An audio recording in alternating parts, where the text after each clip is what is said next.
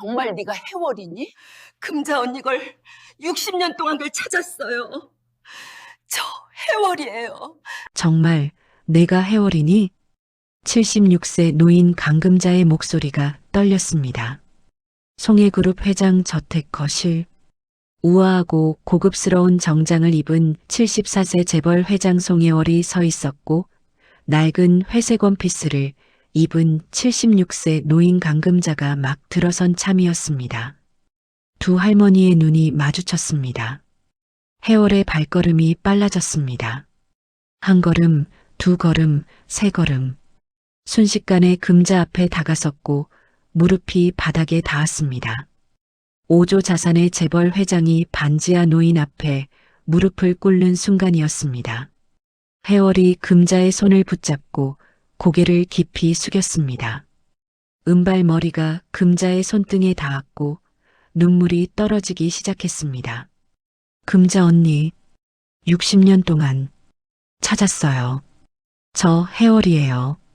74년을 살며 단 한 번도 남 앞에서 무너진 적 없던 여자가 지금 무릎 꿇고 울고 있었습니다. 5조 재벌과 반지하 할머니 사이에 대체 무슨 일이 있었을까요? 60년 전 두 사람 사이에 무엇이 있었을까요? 왜 재벌 회장은 무릎을 꿇고 눈물을 흘리는 걸까요? 이야기 시작 전에 구독과 좋아요 부탁드립니다.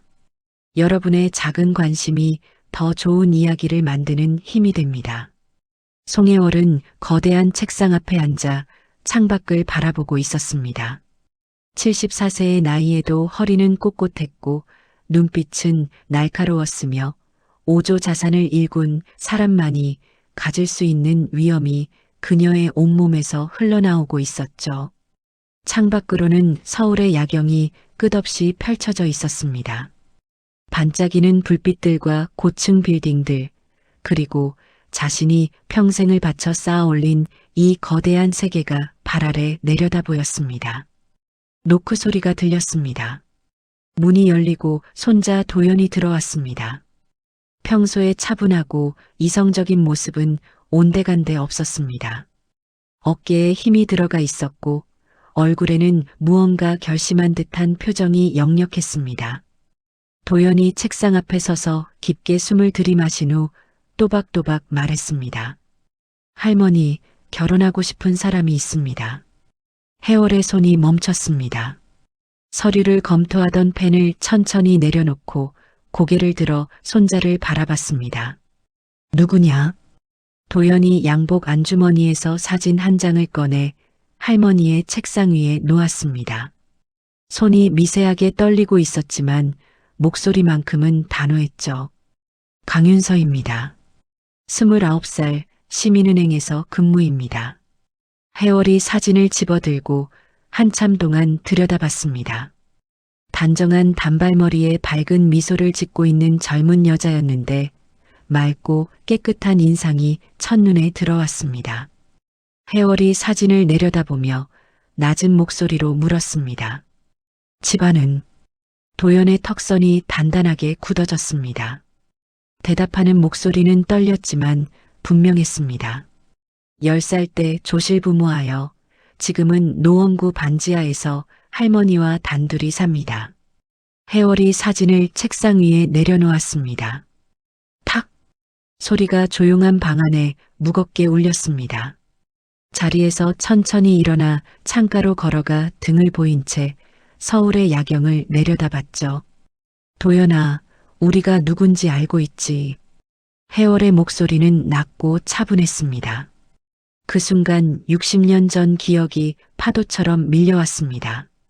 1963년 봄, 성북구 판잣집 골목에서 굶주림에 쓰러져 있던 12살 소녀였던 자신의 모습이 선명하게 떠올랐습니다.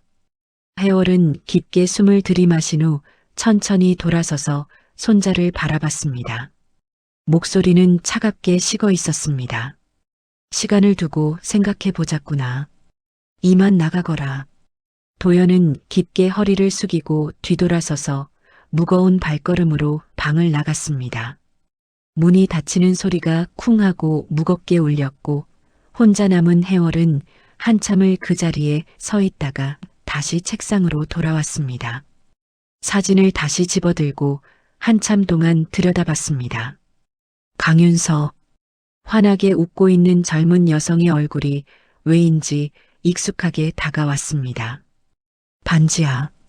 그 단어가 해월의 가슴을 날카롭게 찔렀습니다. 자신도 반지하보다 훨씬 못한 곳에서 살았었습니다.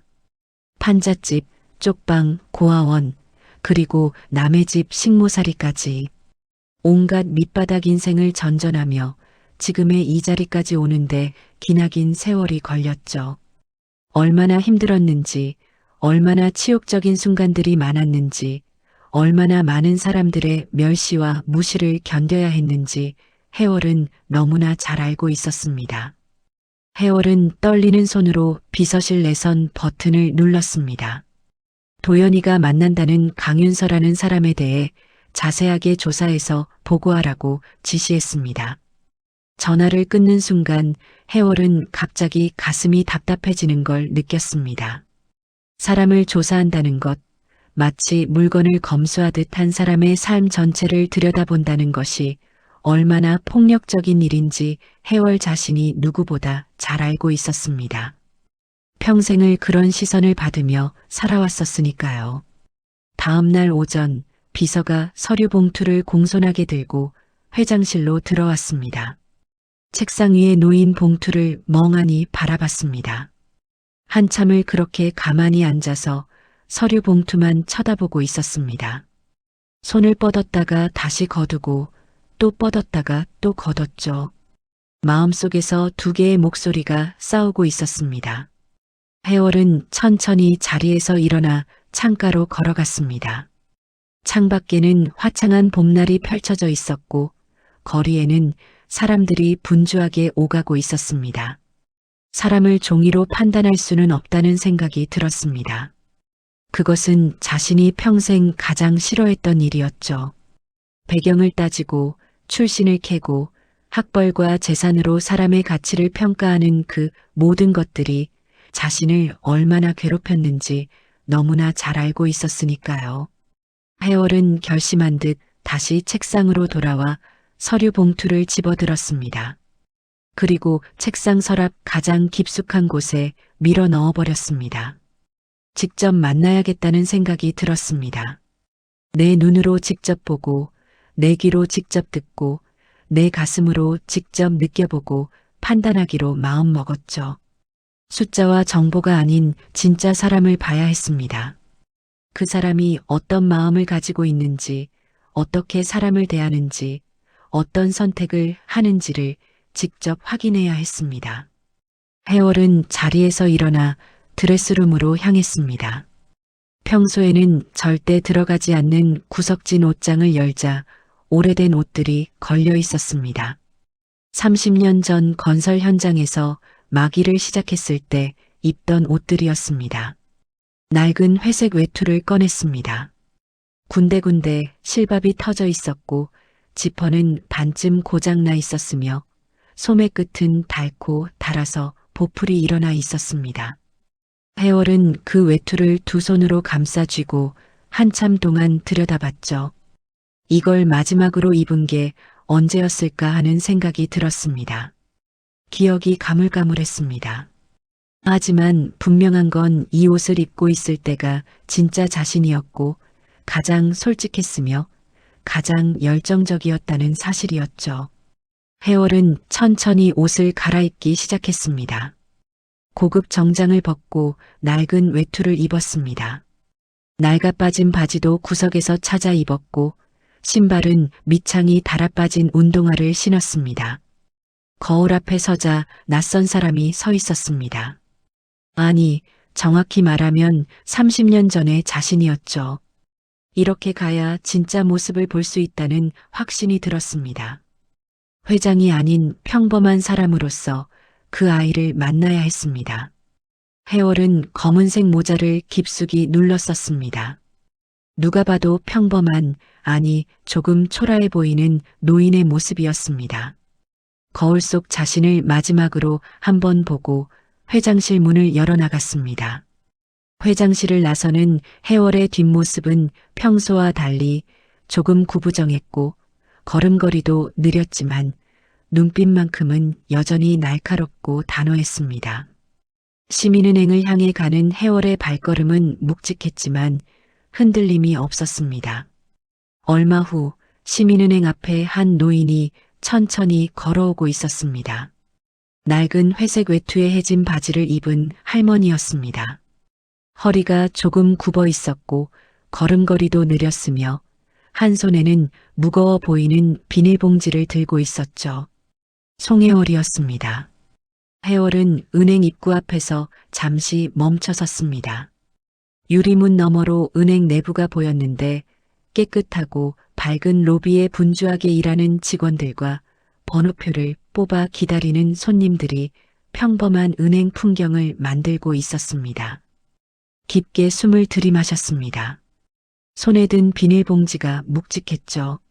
안에는 동전 꾸러미가 가득 들어 있었는데 일부러 준비한 것이었습니다.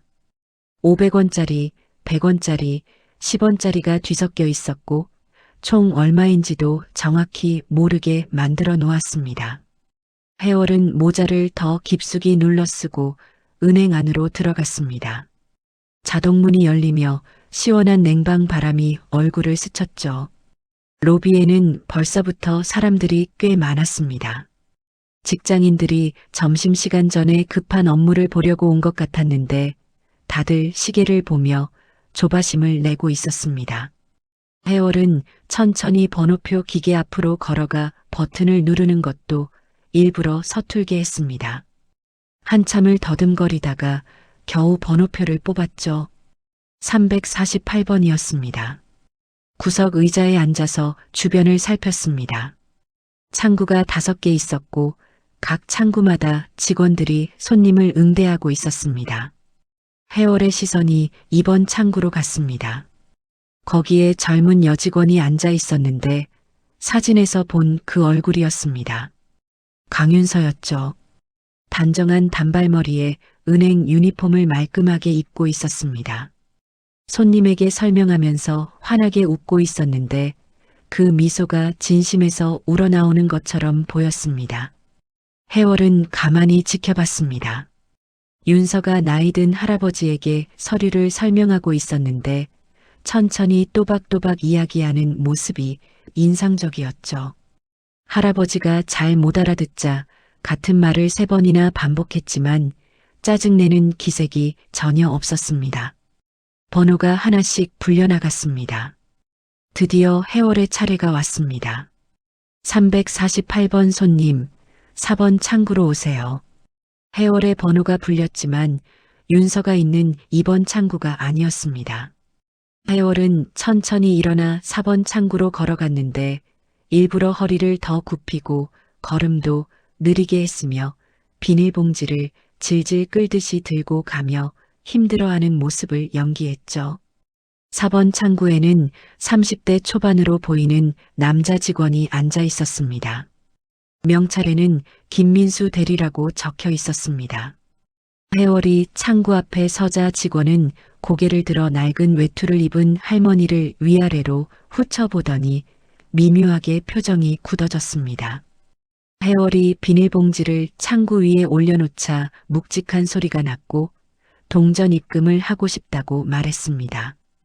김민수라는 남자 직원이 비닐봉지를 열어보자 안에 동전 꾸러미들이 가득했습니다. 직원의 얼굴이 확연히 굳어졌습니다. 그는 작게 한숨을 쉬고는 시계를 봤습니다. 손님, 이거 다 세려면 시간이 오래 걸리는데요? 말투는 정중했지만 귀찮다는 감정이 역력했습니다. 손으로 벽 쪽을 가리키며 기계 사용법은 거기 붙어 있다고만 했을 뿐 도와주겠다는 말은 없었습니다. 뒤에 손님들이 많이 기다리고 있다며 빨리 자리를 비켜달라는 뜻이었죠. 해월은 가만히 김민수의 얼굴을 바라봤습니다. 귀찮아하는 표정, 빨리 보내고 싶어하는 눈빛, 자신을 귀찮은 존재로 여기고 있다는 게 너무나 명확했습니다. 해월은 비닐봉지를 다시 집어들고 창구를 떠나 로비 한쪽 벤치에 앉았습니다. 비닐봉지를 무릎 위에 올려놓고 한참을 가만히 앉아 있었습니다. 주변 사람들이 흘끔흘끔 쳐다봤죠. 낡은 옷에 동전 꾸러미를 든 할머니, 동정 어린 시선도 있었고 무관심한 시선도 있었으며 은근히 피하는 사람도 있었습니다. 이것이 현실이었습니다. 돈이 없어 보이면, 차림이 초라하면 사람들은 이렇게 대했습니다. 귀찮아하고 무시하고 빨리 보내려고만 했죠. 해월은 60년 전을 떠올렸습니다. 판잣집에서 살 때도 이랬습니다. 동네 구멍가게에 가면 주인 아주머니가 코를 찌푸렸고 학교에서는 선생님조차 다르게 대했었죠.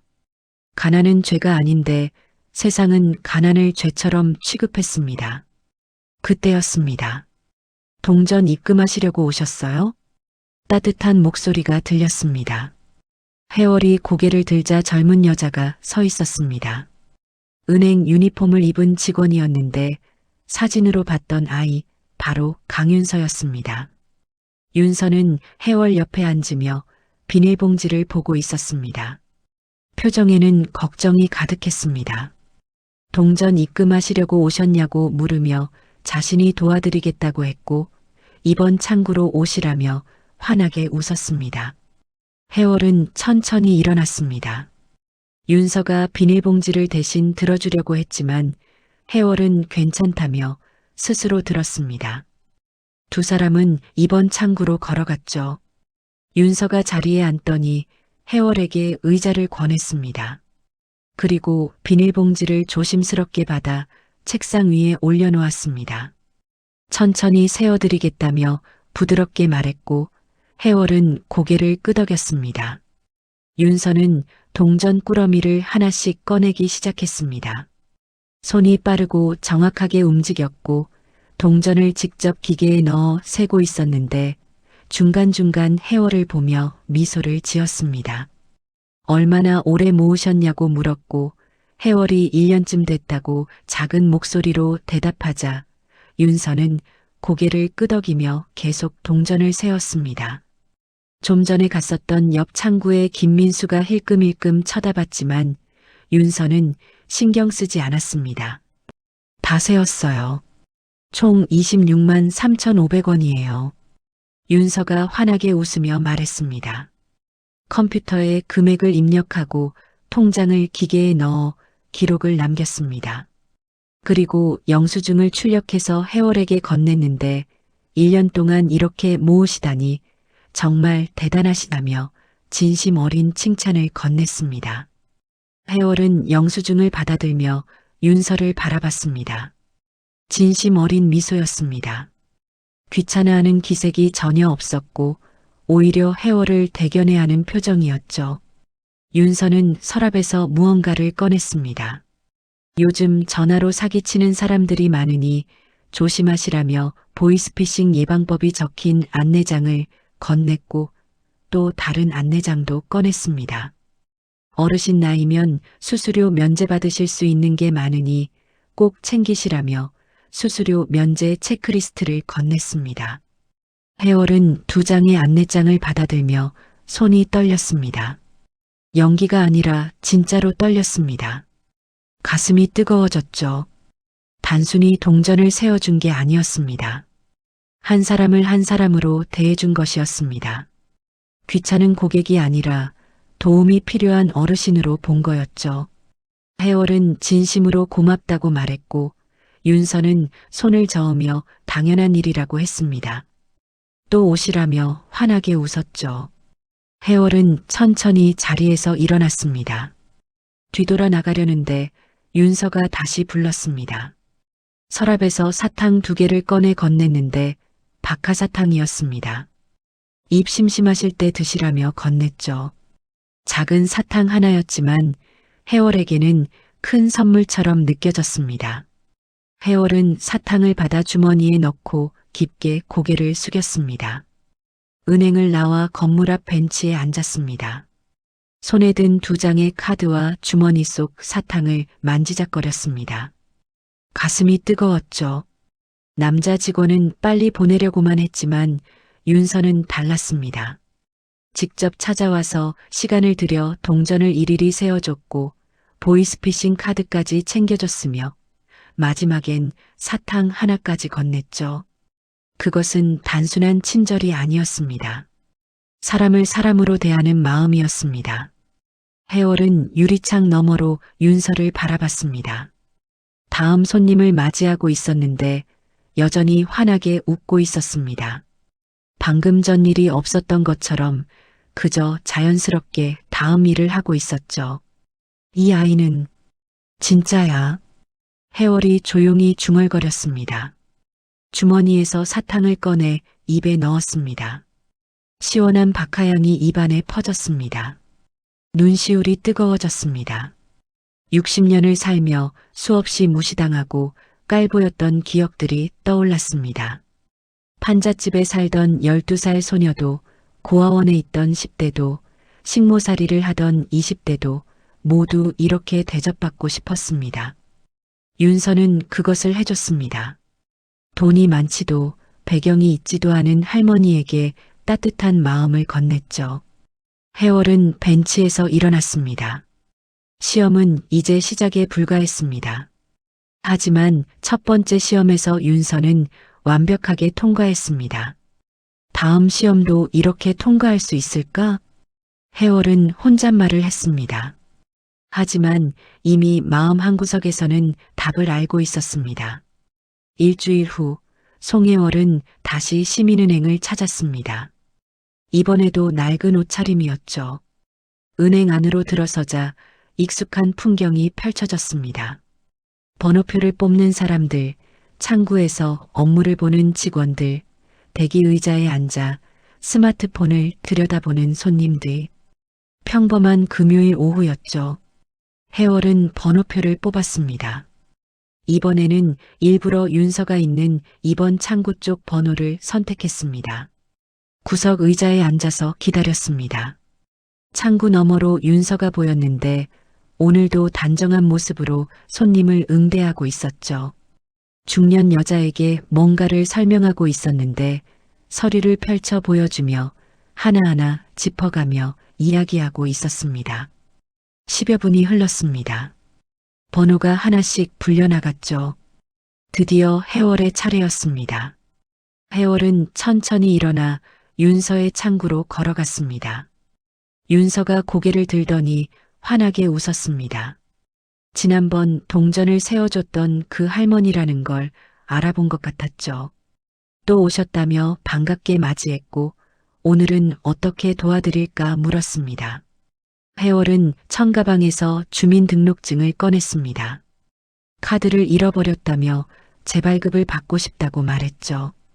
윤서가 주민등록증을 받아 확인하며 신청서를 꺼내고 있었는데 그때였습니다. 은행 입구에서 웅성거리는 소리가 들렸습니다. 해월도 고개를 돌려봤죠. 고급 정장을 입은 중년 남자가 들어오고 있었는데 비서로 보이는 사람 둘이 양옆을 따르고 있었습니다. 분위기 자체가 달랐죠. 온 은행이 긴장하는 게 느껴졌습니다. 지점장이 황급히 달려나왔습니다. 허리를 90도로 굽히며 인사하면서 목소리가 한 옥타브 높아져 있었죠. 오늘 오신다고 연락을 주셨어야 한다며 안절부절 못했고 VIP룸으로 부랴부랴 안내하고 있었습니다. 지점장이 로비를 둘러보다가 윤서를 발견했습니다. 얼굴이 급하게 변했죠. 큰 소리로 윤서를 불렀고 로비에 있던 사람들이 모두 쳐다봤습니다. 윤서의 얼굴이 순간 붉어졌지만 침착하게 대답했습니다. 지점장이 손짓으로 빨리 오라는 신호를 보냈습니다. 윤서는 자리에서 일어나려다 말고 해월을 봤죠. 신청서를 작성하던 중이었고 업무가 끝나지 않은 상태였습니다. 윤서가 해월에게 양해를 구하며 잠깐만 다녀오겠다고 말했고 해월은 고개를 끄덕였습니다. 윤서가 지점장에게 걸어가자 지점장은 낮은 목소리로 급하게 말했습니다. VIP 업무를 봐야 하니 지금 당장 VIP룸으로 오라고 하는 것 같았습니다. 윤서는 잠시 망설였습니다. 그리고 조심스럽게 말했습니다. 지점장님, 지금 상담 중인 고객님이 계세요. 지점장의 얼굴이 굳어졌습니다. 눈빛이 날카로워졌죠. 그건 다른 사람에게 맡기고 박 회장님이 더 급하다며 윤서를 다그쳤습니다. 윤서의 턱선이 단단하게 굳어졌습니다. 윤서는 먼저 오신 고객님 업무를 마무리하고 가겠다고 말하고 있었습니다. 순간 로비가 조용해졌습니다. 모두가 숨을 죽이고 지켜봤죠. 지점장이 VIP를 앞에 두고 직원에게 거절당한 상황이었습니다. 지점장의 얼굴이 새빨개졌습니다. 목소리를 낮추며 위협조로 말했습니다. 윤서는 한 발짝도 물러서지 않았습니다. 목소리는 차분했지만 단호했죠. 알고 있습니다.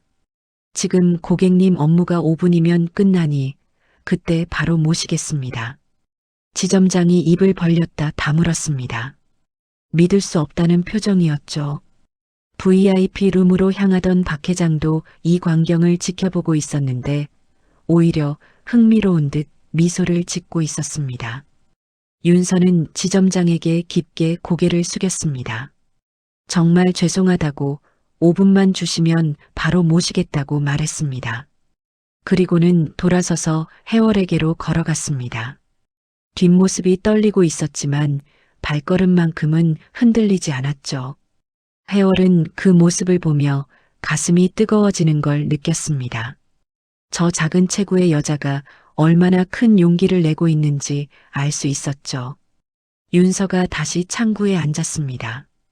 기다리게 해서 죄송하다며 사과했고 해월은 고개를 저었습니다. 윤서는 다시 신청서 작성을 도와주기 시작했습니다. 손이 미세하게 떨리고 있었지만 일은 정확하게 처리했죠. 신청서를 작성하고 본인 확인을 하고 카드 재발급 신청을 완료했습니다. 새 카드는 일주일 후 집으로 배송된다고 안내했고 불편한 점은 없으셨냐고 다시 한번 확인했습니다. 해월은 고개를 끄덕였죠. 윤서는 자리에서 일어나 VIP 룸으로 향했습니다.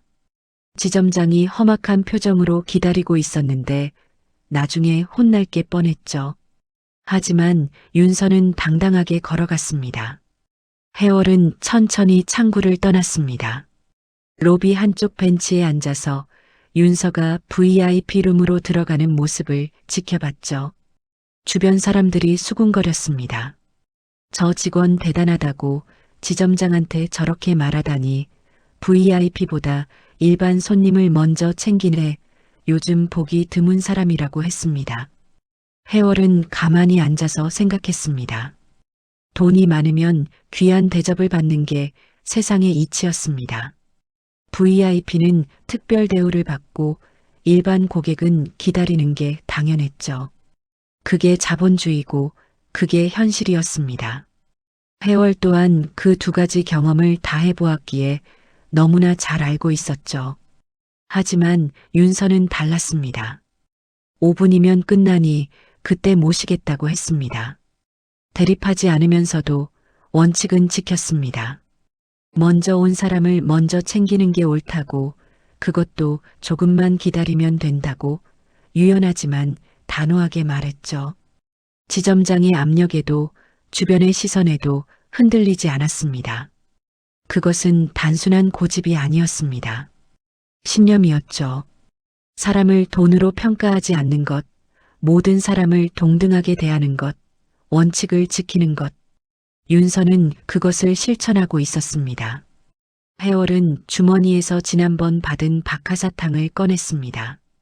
아직 하나가 남아 있었는데 입에 넣자 시원한 향이 퍼졌죠. 60년 전이 떠올랐습니다. 판잣집에 살 때 동네 부잣집 아주머니가 자신을 무시하던 기억이 생생했습니다. 거지 같은 것들은 저리 가라며 손을 휘휘 저었죠. 그때 얼마나 서러웠는지, 얼마나 분했는지. 돈이 없다는 이유만으로 사람 취급을 받지 못했습니다. 해월은 벤치에서 일어났습니다. 유리창 너머로 VIP 룸이 보였는데 윤서가 박 회장에게 뭔가를 설명하고 있었습니다. 윤서는 두 번째 시험도 완벽하게 통과했습니다. 해월은 가벼운 마음으로 은행을 나섰습니다. 바람이 불어왔는데 봄바람처럼 따스하게 느껴졌습니다. 가슴 한쪽이 이상하게 뜨거웠습니다. 세 번째 시험을 할 필요가 있을까 하는 생각이 들었습니다. 이미 충분히 봤죠. 동전을 일일이 세어주던 모습, VIP보다 일반 고객을 먼저 챙기던 모습, 그것만으로도 강윤서가 어떤 사람인지 알 수 있었습니다.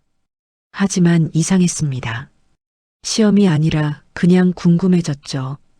저 아이는 퇴근하면 어디로 가는지, 할머니와 어떻게 사는지, 어떤 일상을 살아가는지, 평가가 아닌 관심이었습니다.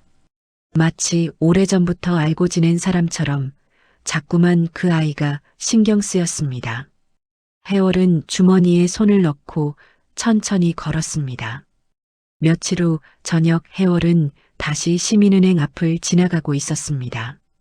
이번에는 특별한 목적이 있어서 온 게 아니었습니다. 근처에 볼 일이 있어서 들렀다가 우연히 은행 앞을 지나게 된 것이었죠. 하지만 발걸음이 저절로 은행 쪽으로 향했습니다. 유리창 너머로 안을 들여다봤는데 직원들이 하나둘 퇴근 준비를 하고 있었습니다. 해월은 은행 맞은편 카페 앞에 섰습니다. 창가 자리에서는 은행 입구가 잘 보였죠.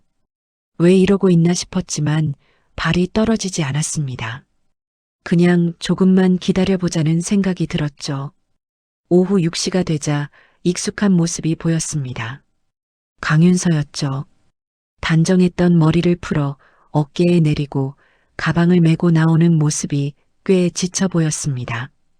하루 종일 손님을 응대하느라 고됐을 거였죠. 해월은 자신도 모르게 윤서의 뒤를 따라가기 시작했습니다. 충분히 거리를 두고 들키지 않게 조심스럽게 따라갔죠. 왜 이러는지 스스로도 이상했지만 멈출 수가 없었습니다. 윤서는 잠시 후 골목 안쪽으로 들어갔습니다. 해월도 조심스럽게 뒤따라갔죠. 골목 안쪽에는 작은 시장이 있었습니다. 저녁장을 보러 온 사람들로 제법 붐볐는데 야채 가게, 반찬 가게, 정육점이 줄지어 있었죠. 윤서는 그 사이를 천천히 걸어가며 가격표를 하나하나 확인했습니다. 양파 한 망을 들여다보다 내려놓았습니다. 가격이 비싼 것 같았죠. 감자를 보다가 상태가 좋지 않은 것들만 모아둔 바구니를 발견하고는 그쪽으로 갔습니다. 반값에 파는 것들이었는데 윤서는 하나하나 살펴보며 상한 부분이 적은 것들을 골랐습니다. 해월은 멀찍이 떨어져서 지켜봤습니다. 가슴 한쪽이 아려왔죠. 저렇게 꼼꼼하게 가격을 따지고 저렇게 신중하게 장을 보는 모습이 60년 전 자신의 모습과 너무 닮아 있었습니다. 윤서가 작은 봉지에 감자 서너 개와 양파 2개를 담아 계산하고는 고소한 냄새가 나는 포장마차 코너로 발걸음을 옮겼습니다. 그곳에서는 철판에서는 무언가를 붙이는 냄새가 났습니다. 빈대떡이었습니다. 윤서가 포장마차 앞에 멈춰 섰습니다. 주인 아주머니가 반갑게 웃으며 윤서를 맞이했습니다. 요즘 할머니가 통 안 보이던데? 금자씨 몸은 좀 어떠셔? 주인 아주머니와 윤서는 서로 잘 아는 사이인 것 같았고 아주머니의 목소리에는 진심 어린 걱정이 담겨 있었죠. 윤서가 환하게 웃으며 할머니가 여전히 병원만 오가고 있다고 말해도 그래도 많이 나아지셨다고 대답했습니다. 주인 아주머니가 집게로 막 붙인 빈대떡 중 가장 두툼하고 예쁜 것을 골라내 2장을 종이에 정성스럽게 싸서 건넸습니다. 윤서가 돈을 내고 받아들고는 고개를 숙여 냄새를 맡았는데 따뜻한 김이 올라오고 있었고 얼굴에 잠깐 미소가 번졌습니다.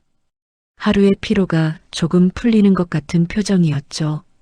주인 아주머니가 할머니 얼른 갖다 드리라고 무릎 조심하시라고 당부했고 윤서는 고맙다며 인사를 나눈 후 빈대떡을 가방에 조심스럽게 넣고 다시 걷기 시작했습니다. 지하철역 방향이었는데 걸음이 조금 빨라진 것 같았습니다.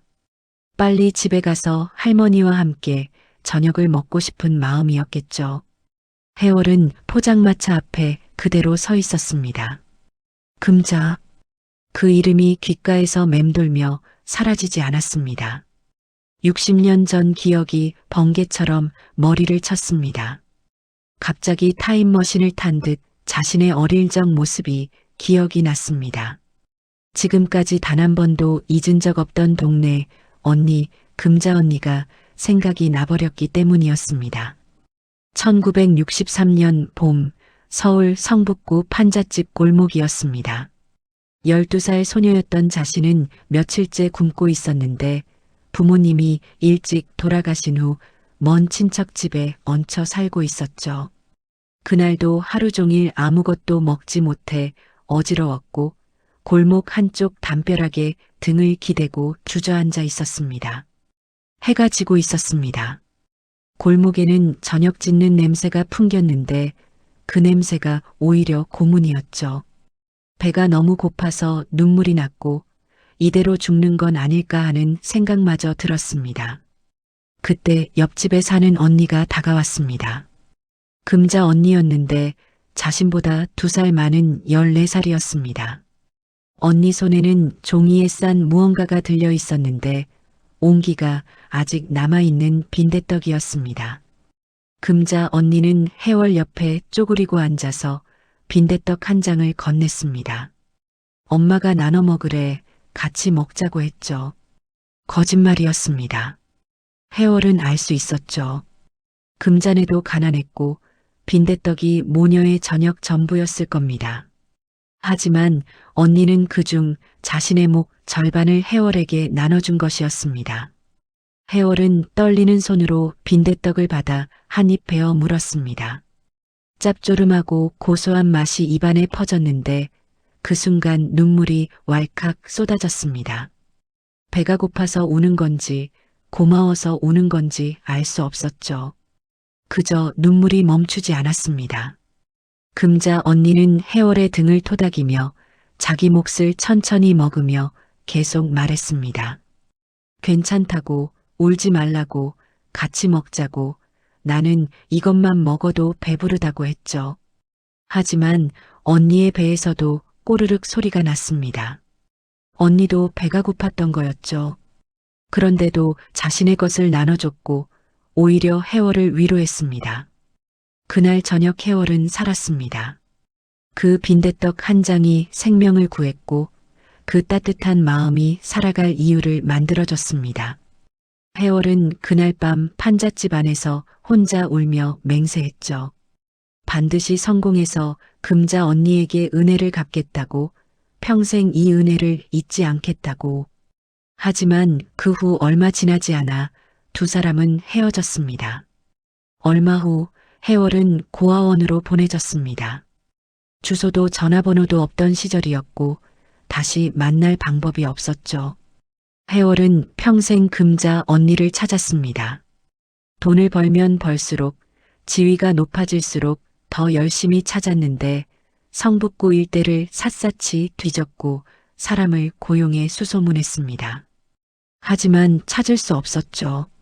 성북구는 재개발되어 판잣집이 모두 사라졌고 금자라는 이름은 너무 흔해서 찾기 어려웠으며 60년이라는 시간은 모든 흔적을 지워버렸습니다. 해월은 포장마차 앞에 가만히 서서 철판 위에서 붙여지는 빈대떡을 바라봤습니다. 지글지글 소리를 내며 익어가는 빈대떡에서 고소한 냄새가 났는데 60년 전 그날 밤의 냄새와 똑같았습니다. 금자. 윤서의 할머니 이름이 분명히 금자라고 했습니다. 설마 하는 생각이 들었습니다. 금자라는 이름이 흔한 이름이라고 하지만 혹시나 싶은 마음이 들었습니다. 하지만 가슴은 계속 두근거렸습니다. 심장이 미친 듯이 뛰어서 숨쉬기가 힘들 정도였죠. 해월은 포장마차를 떠나 천천히 걸었습니다. 해월의 머릿속은 온통 혼란스러웠는데 기대와 두려움이 뒤섞여 있었죠. 해월은 차를 불렀습니다. 집으로 돌아가는 차 안에서 해월은 계속 창밖만 바라봤는데 아무것도 보이지 않았습니다. 머릿속에는 오직 빈대떡과 금자라는 이름, 그리고 60년 전 그날 밤의 기억만 가득했죠. 해월은 주먹을 꽉 쥐었습니다. 손에 힘이 들어가 손톱이 손바닥을 파고들었지만 아프지 않았습니다. 오직 한 가지 생각만 가득했죠. 내일이면 알 수 있을 거였습니다. 다음 날 송혜월은 평소보다 일찍 회사에 출근했습니다. 밤새 잠을 이루지 못했는데 머릿속에는 온통 빈대떡과 금자라는 이름, 그리고 76세라는 숫자만 맴돌고 있었습니다.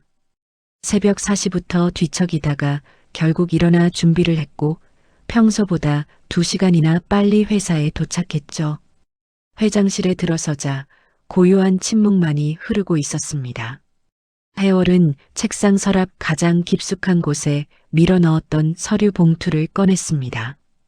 2주 전 받아서 한 번도 열어보지 않았던 그 봉투였는데 이제는 더 이상 미룰 수 없었습니다. 알아야 했죠. 확인해야 했습니다. 해월은 봉투를 꺼내 책상 위에 올려놓았습니다. 심장이 너무 빨리 뛰어서 숨쉬기가 힘들었는데 이 안에 60년을 찾아 헤맨 그 답이 있을지도 몰랐습니다. 떨리는 손으로 봉투를 뜯었고 서류를 한 장씩 꺼내기 시작했습니다. 첫 장에는 강윤서의 기본 정보가 적혀 있었습니다. 다음 장에서 손이 멈췄습니다. 가족관계라는 제목 아래 작은 글씨들이 정리되어 있었는데 해월의 시선이 한 줄에 고정됐습니다. 조모 강금자, 1949년생, 76세. 해월의 손에서 서류가 떨어질 뻔했습니다. 자신이 1951년생이니 2살 차이가 맞았고 금자 언니가 지금 76세가 맞았습니다. 정확히 들어맞았죠. 해월은 떨리는 손으로 다음 장을 넘겼습니다. 가족관계 증명을 위한 사진들이 첨부되어 있었는데 윤서와 할머니가 함께 찍은 사진이 여러 장 있었습니다. 그중 한 장에서 해월의 숨이 멎었습니다. 76세 할머니가 윤서의 어깨에 손을 올리고 환하게 웃고 있는 사진이었습니다. 주름이 가득하고 머리가 희끗희끗했지만 그 눈매는 틀림없었습니다. 따뜻하고 선한 눈빛, 14살 소녀 금자의 눈빛이 76세 할머니의 얼굴에 그대로 남아 있었습니다. 해월은 사진을 확대하듯 눈을 가까이 가져갔습니다. 그리고 그것을 발견했습니다. 왼손 새끼손가락? 사진 속 할머니의 왼손 새끼손가락이 약간 굽어 있었는데 다른 손가락들과 달리 약하고 부자연스러운 모습이었습니다. 해월의 심장이 미친 듯이 뛰기 시작했습니다. 60년 전 기억들이 주마등처럼 떠올랐습니다. 금자 언니가 어느 날 손을 감싸고 아파하던 모습, 절구로 곡식을 찢다가 왼손 새끼손가락을 찧었던 일, 병원에 갈 돈이 없어 그냥 두었더니 제대로 펴지지 않게 되었다던 일들이었습니다. 금자 언니는 항상 그 손가락을 감추려고 했었는데 부끄러워했습니다. 모든 것이 완벽하게 일치했습니다. 해월은 의자에 깊숙이 몸을 기댔습니다. 눈을 감았는데 눈물이 볼을 타고 흘러내렸습니다. 소리 없이 울었는데 60년을 찾아 헤맨 그 사람을 찾았다는 확신이 가슴 깊은 곳에서 올라왔습니다. 손녀 윤서는 10살 때 부모님을 잃고 할머니 손에 자랐다고 적혀 있었습니다. 금자 언니도 손녀 하나를 홀로 키워낸 것이었는데 얼마나 힘들었을까 하는 생각이 들었습니다. 해월 자신도 손자 도연을 키우며 고생했지만 재벌의 삶과 반지하의 삶은 천지 차이였죠. 60년입니다. 60년을 찾아 헤맸는데 손자의 약혼녀가 바로 금자 언니의 손녀였습니다. 이런 운명 같은 일이 세상에 또 있을까 싶었습니다. 해월은 사진을 두 손으로 감싸 쥐고 한참을 그렇게 앉아 있었습니다. 창밖으로 아침 햇살이 들어왔는데 그 빛이 사진 위를 비추고 있었습니다. 60년의 간절함이 만들어낸 기적이었습니다. 해월은 창밖을 바라보며 조용히 눈물을 흘렸습니다. 60년 만에 드디어 찾았습니다. 자신의 목숨을 구해준 그 사람을, 빈대떡 100장을 약속했던 그 사람을, 그리고 그 손녀가 바로 손자가 사랑하는 여자였습니다. 며칠 후 저녁 해월은 서재에서 책을 읽고 있었습니다. 현관에서 소란스러운 소리가 들렸습니다. 곧이어 급한 발걸음 소리가 들렸습니다. 문이 벌컥 열리더니 도연이 들어왔습니다. 도연은 눈이 빨갛게 충혈되어 있었고 얼굴이 창백했습니다. 해월은 책을 내려놓고 손자를 바라봤는데 도연의 저런 모습은 처음 봤습니다. 그 누구 앞에서도 약하거나 무너진 적 없던 손자였는데 지금은 금방이라도 쓰러질 것 같았죠. 해월이 놀라서 무슨 일이냐고 물었습니다. 윤서가 헤어지자고 했어요. 도연이 소파에 주저앉았습니다. 두 손으로 얼굴을 감쌌는데 어깨가 떨리기 시작했습니다. 울고 있었습니다. 송해그룹 경영전략실 이사가 항상 냉철하고 이성적이던 손자가 할머니 앞에서 울고 있었습니다. 해월은 손자 옆에 앉았습니다. 등을 토닥여줬는데 도연의 울음이 더 커졌습니다. 한참을 그렇게 울더니 도연이 고개를 들었습니다.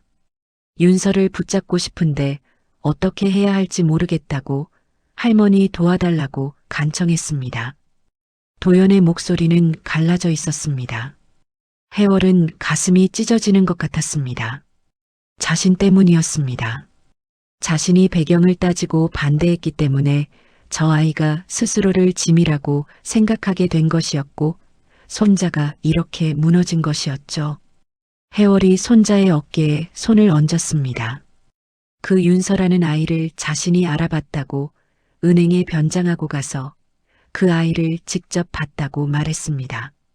도연이 고개를 들었습니다. 눈물 범벅이 된 얼굴로 할머니를 봤는데 무슨 말인지 이해하지 못하는 것 같았습니다. 해월은 차분하게 이야기했습니다. 동전 한 봉지를 들고 갔었는데 다른 직원들은 귀찮아했지만 윤서는 달랐다고 직접 찾아와서 해결을 해주고 보이스피싱 안내장까지 챙겨줬다고 말했습니다. 다른 날 VIP가 왔을 때도 먼저 온 손님을 먼저 챙겼다고 지점장의 압력에도 흔들리지 않았다고도 말했습니다. 도연의 눈에서 눈물이 다시 흘러내렸습니다. 이번에는 다른 의미의 눈물이었습니다. 해월이 말했습니다. 자신이 반대했던 건 배경 때문이 아니었다고 손자가 신중하게 선택하길 바랐던 거라고 하지만 윤서를 보니 알겠더라고 했습니다. 손자가 왜 그 아이를 좋아하는지 이제 이해한다고 했죠. 해월이 손자의 손을 잡았습니다. 윤서를 한번 만나보고 싶구나. 도연의 목소리가 떨렸습니다. 정말이냐고 진심이냐고 물었습니다. 해월이 고개를 끄덕였습니다. 이번 주말에 우리 집으로 초대하라고 식사하면서 이야기 나누자고 했습니다. 도연은 할머니를 껴안았습니다. 한참을 그렇게 있다가 일어서서 급하게 전화를 꺼냈는데 윤서에게 연락하려는 것 같았습니다. 도연은 얼굴에 환한 미소를 지으며 방을 나갔습니다. 들어올 때와는 완전히 다른 모습이었죠. 주말이 되었습니다. 현관문이 열리고 도연과 윤서의 발걸음 소리가 가까워졌습니다. 도연이 먼저 들어왔고 그 뒤로 젊은 여자가 따라 들어왔습니다. 윤서의 얼굴이 하얗게 질렸습니다. 눈이 커지고 말이 나오지 않는 것 같았습니다. 이유는 은행에서 봤던 그 할머니임을 알아본 모양이었습니다. 어서 오세요, 윤서 씨.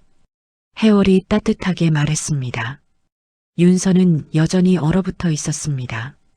도연이 윤서의 팔을 살짝 잡으며 걱정스럽게 쳐다봤는데 윤서는 겨우 정신을 차리고 고개를 깊이 숙였습니다.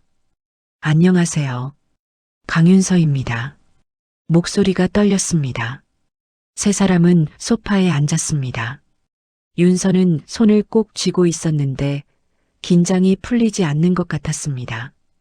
해월은 차를 따라주며 자연스럽게 대화를 시작했습니다.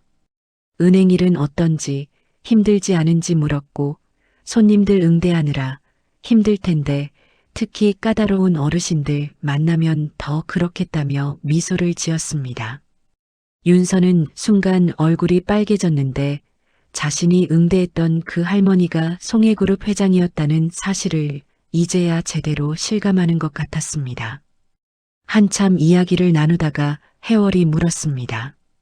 윤서의 가족 이야기를, 부모님에 대해, 그리고 윤서를 키운 할머니에 대해 물었는데 윤서는 10살 때 부모님을 사고로 잃었고 할머니 손에 자랐다고 대답했습니다. 할머니께서 온갖 일을 하시며 혼자 키워주셨다는 이야기에 윤서의 눈에 눈물이 맺혔죠. 할머니 사진 있어요? 해월이 물었습니다. 윤서는 핸드폰을 꺼내 사진을 찾았는데 화면을 해월에게 보여줬습니다. 해월의 숨이 멎었습니다. 윤서가 조심스럽게 말했습니다. 할머니께서 워낙 사진 찍는 걸 싫어하셔서 이게 최근 거라고 했습니다. 해월은 사진을 확대해서 봤습니다. 손이 떨렸는데 사진 속 할머니가 윤서의 어깨에 손을 올리고 있는 게 보였습니다. 그 순간 해월의 눈이 한 곳에 고정됐습니다. 왼손 새끼손가락? 할머니 손. 왼손 새끼손가락이 불편해 보이는데 어쩌다 그렇게 되신 거예요? 해월이 떨리는 목소리로 물었습니다. 윤서가 대답했습니다. 어릴 때 절구에 찧었다는 답변이 돌아왔습니다. 할머니께서 그것 때문에 평생 힘드셨다고도 했습니다.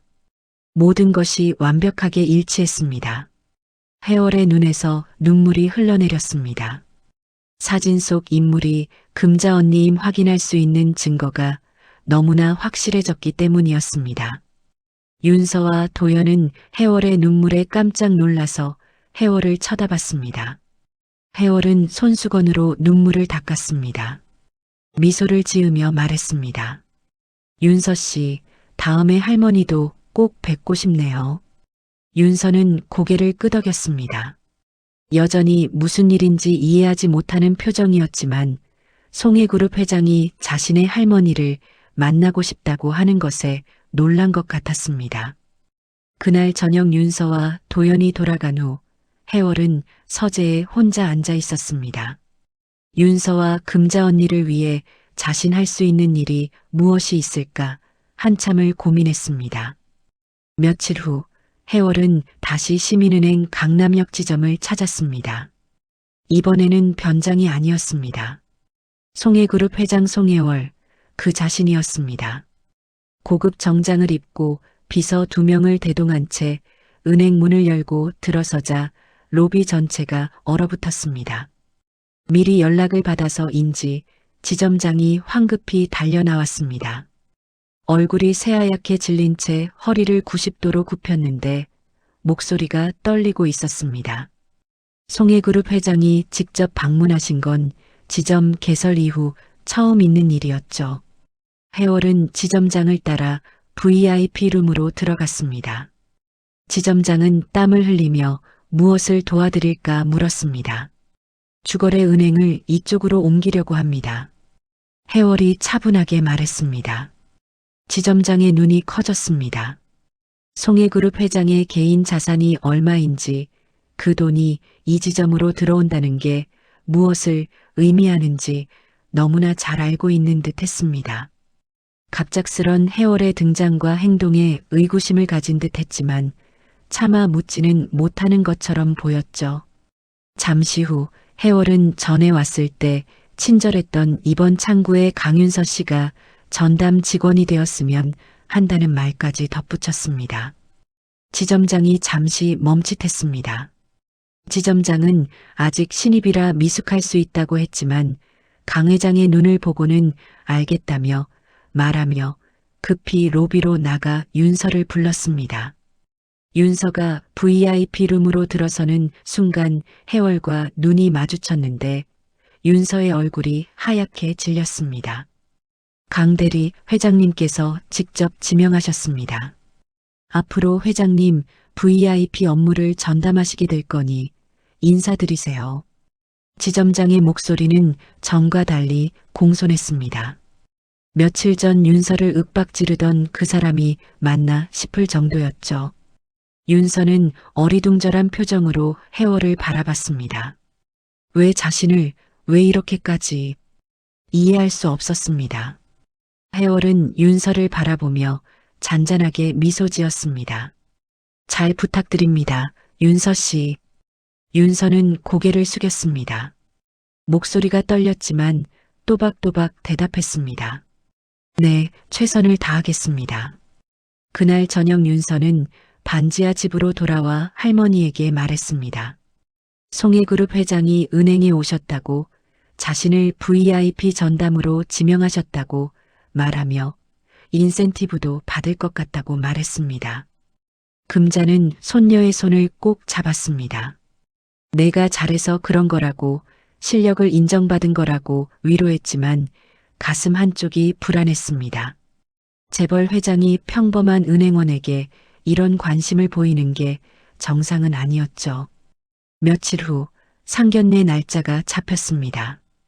오늘은 상견례 날입니다. 금자는 새벽부터 10년 전 윤서 대학 졸업식 때 입었던 회색 원피스를 꺼내 입고 거울 앞에서 수없이 매무새를 다듬었지만 손은 계속 떨렸고 가슴은 두근거렸습니다. 76년을 살며 이렇게 긴장해 본 적이 없었습니다. 손녀의 미래가 오늘 결정될 것이고 가난한 반지하 할머니가 재벌 회장 앞에 서야 하는 순간이 다가오고 있었죠. 얼마 후 검은색 차가 노원구 반지하 골목 앞에 도착했습니다. 차는 40분을 달려 성북구 주택가에 멈췄습니다. 높은 담벼락과 철문 너머로 넓은 정원이 보였고 그 안쪽에 3층 규모의 하얀 저택이 서 있었습니다.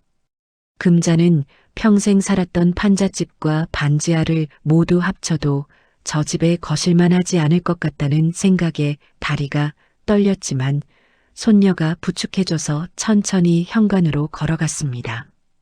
복도를 지나 거실 문 앞에 섰습니다. 문이 열렸습니다. 넓은 공간이 펼쳐졌고 가운데 소파 앞에 두 사람이 서 있었습니다. 도연과 그리고 고급스러운 정장을 입은 여자였습니다.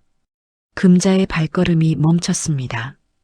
그 여자는 단정한 머리에 자세가 곧았으며 고급스러운 옷이 몸에 감싸고 있었지만 금자는 그 얼굴에서 눈을 뗄 수가 없었습니다. 어디선가 본 익숙한 얼굴이었습니다. 금자의 입술이 떨렸습니다. 해월도 금자를 바라보고 있었습니다. 두 할머니의 시선이 공중에서 마주쳤습니다. 시간이 멈췄습니다. 금자의 목소리가 떨렸습니다. 혹시 해월이니? 그 순간 해월의 발걸음이 빨라졌습니다. 한 걸음, 두 걸음, 세 걸음. 순식간에 금자에게 다가가 바로 앞에 섰고 무릎이 바닥에 닿았습니다.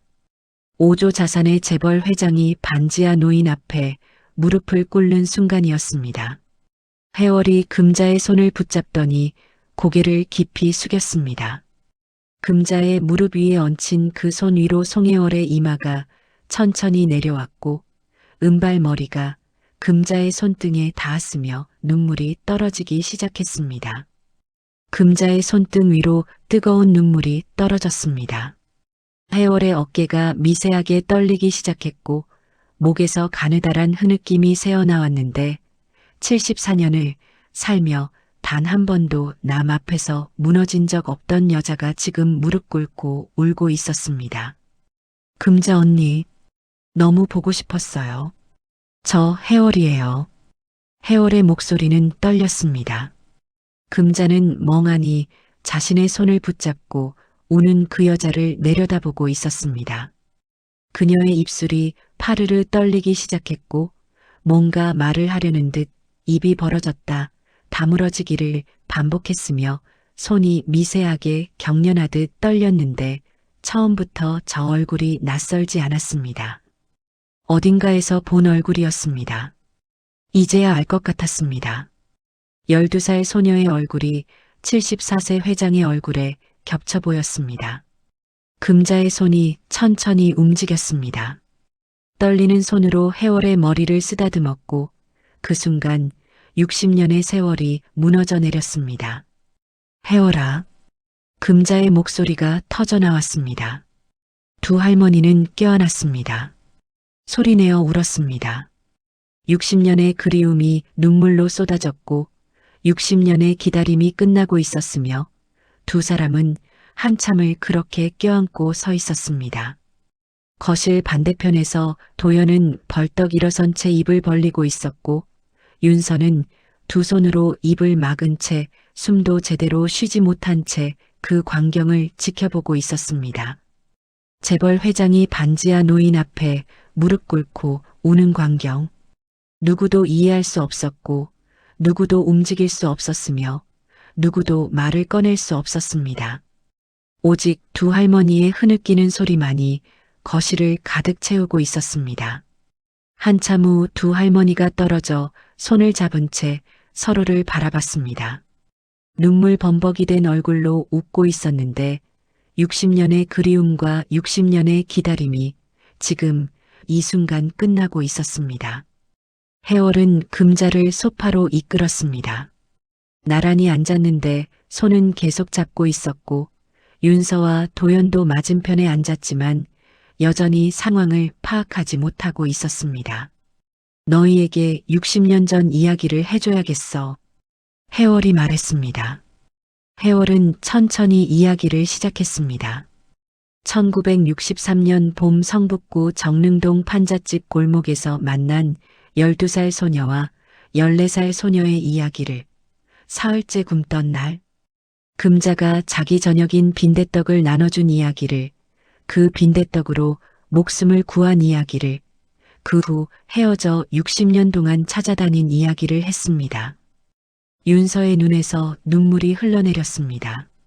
할머니가 자신에게 해준 이야기의 주인공이 송해그룹 회장이었다는 것을 이제야 알게 됐죠. 도연도 놀란 표정으로 할머니를 바라봤는데 60년의 은혜를 갚기 위해 평생을 살았다는 것이 믿기지 않았습니다. 해월이 윤서를 바라보며 말했습니다. 목소리가 떨렸습니다.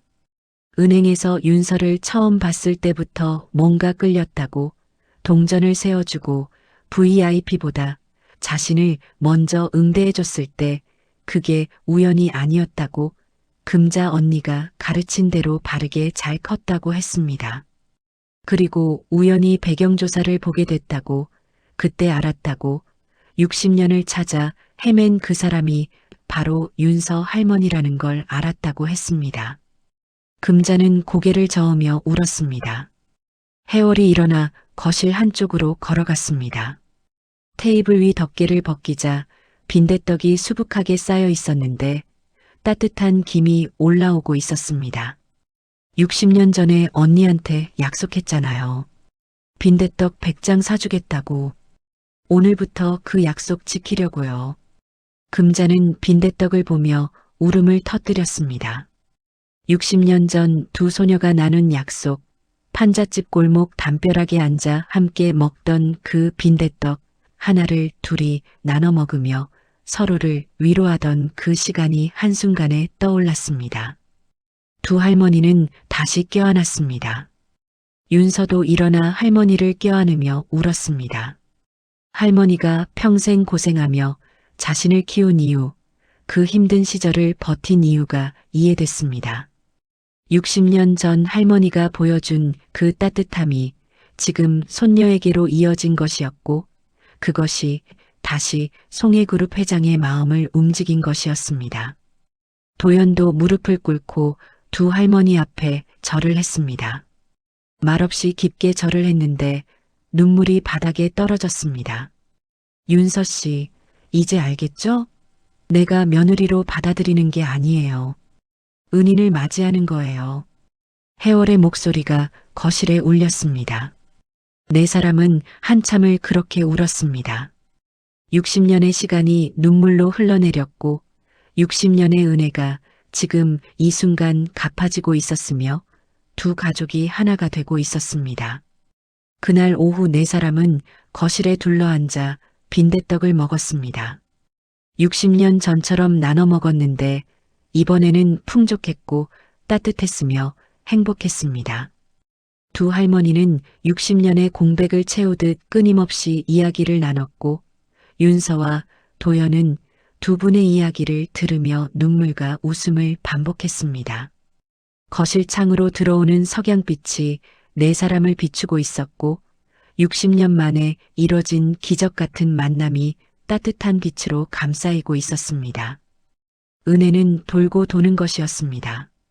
60년 전 나눈 빈대떡 한 조각이 60년 후 두 가족을 이어준 것이었고 가난한 소녀의 따뜻한 마음이 세월을 넘어 손녀의 미래를 열어준 것이었으며 이것이 바로 세상이 돌아가는 이치였습니다. 긴 이야기 끝까지 들어주셔서 정말 고맙습니다. 세상을 살다 보면 누구나 이런저런 사연 하나쯤은 있기 마련입니다. 혹시 제 이야기가 조금이라도 흥미로우셨다면 구독과 좋아요 버튼으로 힘을 주시면 감사하겠습니다. 댓글로 여러분의 이야기도 들려주세요. 지금까지 이야기가 남고 마음이 머무는 곳 사연공감이었습니다. 감사합니다.